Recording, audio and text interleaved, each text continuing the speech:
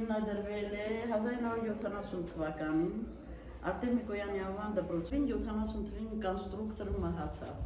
Հիմնադրեց դպրոցական թանգարան Արտեմ Միկոյանի անունով։ Հետո 78 թվականին Անաստաս Միկոյանը մահացավ, նյութեր հավաքեց նաև Անաստաս Միկոյանի մասին։ Բավականին շատ նյութեր հավաքվեց դպրոցում, մեր դպրոցական թանգարանը պատկերացրեք տարբեր տեղից արդեն տուրիստներ, այցելուներ են գանում, արդեն Հայաստանում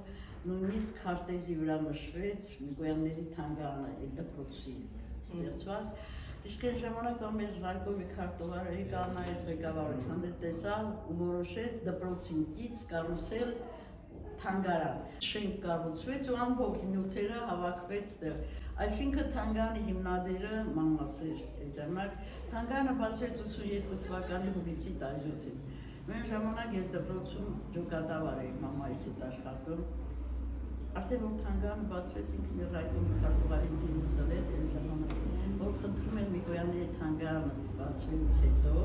իմ ստեղծած թանգարանի տնօրեն եմ ես ցանկանում եմ։ Ու ես էլ հետը միասին 82 թվականից